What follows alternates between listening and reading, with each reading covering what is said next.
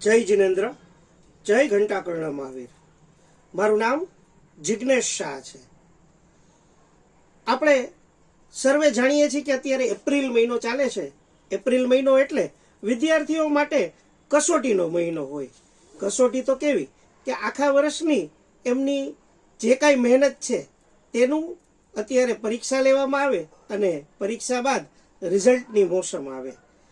પણ આ બે રિઝલ્ટ અને પરીક્ષાની મોસમની દરમિયાનમાં એક એવી ઘટના બનતી હોય છે કે જેમાં વિદ્યાર્થીઓને પ્રાથમિક શાળામાંથી માધ્યમિક શાળામાંથી ઉચ્ચતર માધ્યમિક શાળામાં મોકલવામાં આવતા હોય છે। એટલે કે દરેક વિદ્યાર્થી પોતાનું હાલનું ભણતરનું વર્ષ પાસ કરી અને આગળના વર્ષમાં જતા હોય છે।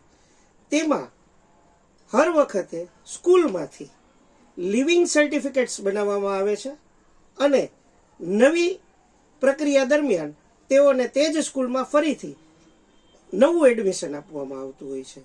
અને ઘણી વખત એવું બનતું હોય કે વિદ્યાર્થીઓ પોતાની શાળા છોડી અને બીજી શાળામાં જતા હોય એટલે આગલી શાળામાંથી તેઓ જ્યાં ભણતા હોય છે ત્યાંથી તેઓ શાળા છોડ્યાનું પ્રમાણપત્ર, જેને આપણે ઇંગ્લિશમાં સ્કૂલ લિવિંગ સર્ટિફિકેટ તરીકે ઓળખીએ છીએ, તે લેતા હોય છે।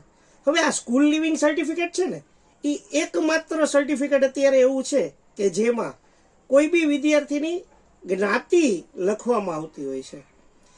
તો ખાસ કરીને વિદ્યાર્થી મિત્રો જ્યારે એક ધોરણમાંથી બીજા ધોરણના એલસી લે છે, જેમ કે 12મા ધોરણમાં સૌથી ફાઇનલ એલસી હોય છે, 10મામાં 11મામાં જવા માટેનું એલસી હોય છે, 7મા ધોરણમાં ઉચ્ચતર માધ્યમિકમાં જવા માટેનું એલસી હોય છે, અને 5મા ધોરણમાં પ્રાથમિકમાંથી જ્યારે માધ્યમિક શાળામાં આવે છે તેનું એલસી બનતું હોય છે।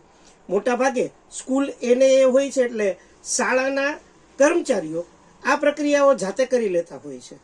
પરંતુ જ્યારે શાળા છોડવાની આવે ત્યારે વિદ્યાર્થીના હાથમાં આવતા સ્કૂલ લિવિંગ સર્ટિફિકેટમાં જાતિની કોલમમાં, ખાસ સાંભળજો મિત્રો, જાતિની કોલમમાં આપણે સ્કૂલ લિવિંગ સર્ટિફિકેટ લેતી વખતે જૈન, JAIN જૈન લખેલું હોવું ખૂબ જ જરૂરી છે।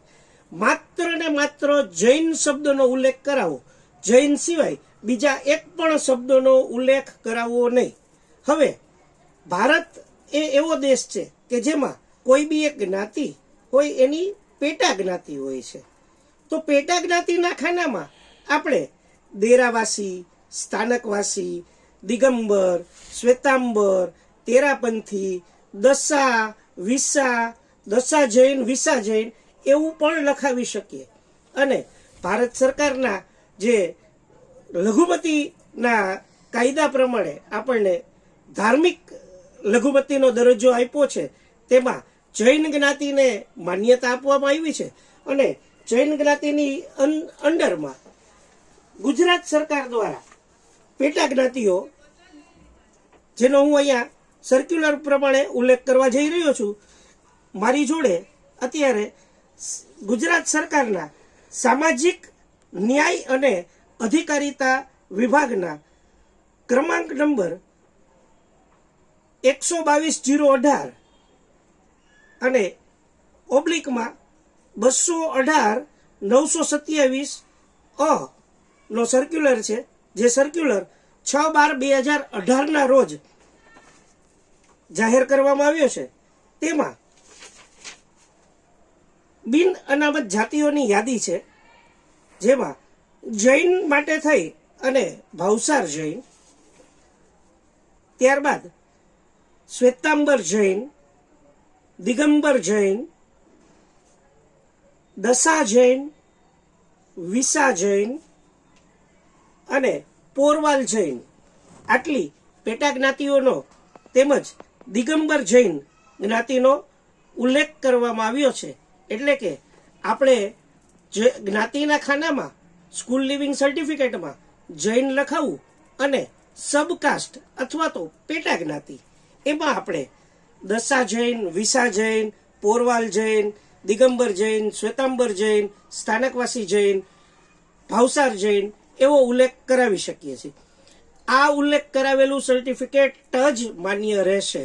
જો જૈન લખેલું હોય અને પેટા જ્ઞાતિ નહીં લખેલી હોય તો ઘણા અધિકારીઓ આપણને કોઈ હળતી ભળતી બીજી જ્ઞાતિઓમાં સમાવિષ્ટ કરી અને તેમાં મૂકી દે છે અને જૈન હોવાનો લાભ મળતો નથી.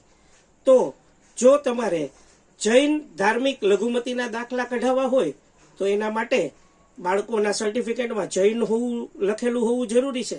પણ આ દાખલા કઢાવ્યા પછી જ્યારે બિન અનામત શ્રેણીમાં લાભ લેવા જઈએ તો બિન અનામતનો દાખલો આપણને મળવાપાત્ર ત્યારે જ થાય કે જૈનના પેટા જ્ઞાતિમાં, ફરીથી હું વાંચું છું, જૈનની અંડર આવતી પેટા જ્ઞાતિમાં ભાવસાર જૈન, શ્વેતાંબર જૈન, દિગંબર જૈન, પછી દસા જૈન, વિસા જૈન અને પોરવાલ જૈન, આ સબ પેટા જ્ઞાતિનો ઉલ્લેખ કરાવવો જરૂરી. તો આ ઉલ્લેખ જ્યારે તમે જે શાળામાં ભણો છો તે જ શાળા કરી દે છે. તમે જો બીજી કોઈ શાળામાંથી આવ્યા છો તો ત્યારે શાળાવાળા પોતાની છટકબારી માટે થઈને એવું જણાવશે કે આગળના એ નથી લખેલું એટલે અમે નહીં લખી દઈ. તો સ્કૂલ લિવિંગ સર્ટિફિકેટ એટલે કે શાળા છોડ્યાનું પ્રમાણપત્ર અથવા તો ચાલુ શાળાએ બોનાફાઇડ સર્ટિફિકેટ જે આપણે લઈ છીએ કે બાળક કયા ધોરણમાં ભણે છે, એમાં પેટા જ્ઞાતિ અને જ્ઞાતિનો ઉલ્લેખ કરી દેવો એ સ્કૂલની ફરજ છે.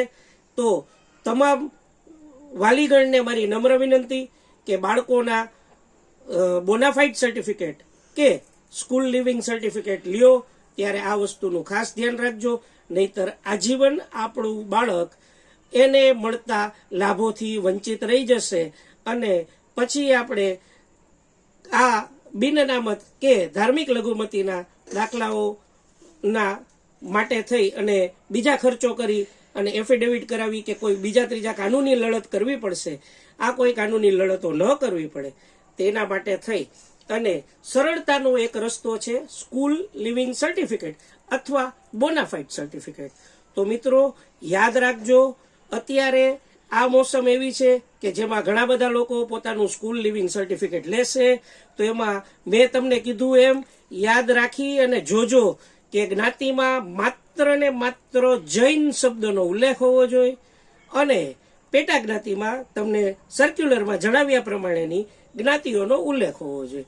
તો ગુજરાત સરકાર દ્વારા જે ઉલ્લેખનીય જ્ઞાતિ અને જૈનોની પેટા જ્ઞાતિ છે તેનો મેં આજે તમને આ વિડીયો બનાવી અને માહિતી આપી છે.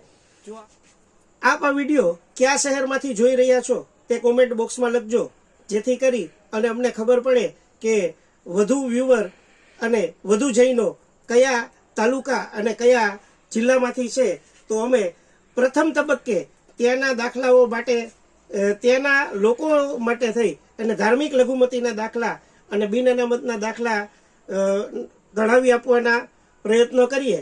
વર્ષ 2016માં અને વર્ષ 2017માં જે લોકોએ દાખલા કઢાવ્યા છે માત્ર ને માત્ર ધાર્મિક લઘુમતીના દાખલા નીકળ્યા છે. બિન અનામતના દાખલાઓ કે જે વ્યક્તિગત જૈનોને ઉપયોગી છે તે વ્યક્તિગત દાખલાઓ હજી ખૂબ જ જૂજ લોકોએ કઢાવ્યા છે. તો જે લોકો આ દાખલા કઢાવવા માંગતા હોય તેઓ પોતાના સિટીનું નામ કોમેન્ટ બોક્સમાં લખે, અમારી ટીમ તમારો સંપર્ક કરશે અને દાખલા અને આ પ્રમાણપત્ર કેવી રીતે મેળવવા તેમજ આ પ્રમાણપત્રો દ્વારા મળતી તમામ સહાયો તમે વહેલી તકે કેમ લઈ શકો તેની પણ માહિતી અને તેની પણ અવેરનેસ અમે આપશું. જય જિનેન્દ્ર, જય ઘંટાકર્ણ મહાવીર. આ વિડીયો ઉતારવા માટે મારી સાથે કેમેરામેન તરીકે ધ્યાના જિગ્નેશ શાહ છે, તેનો ખૂબ ખૂબ આભાર.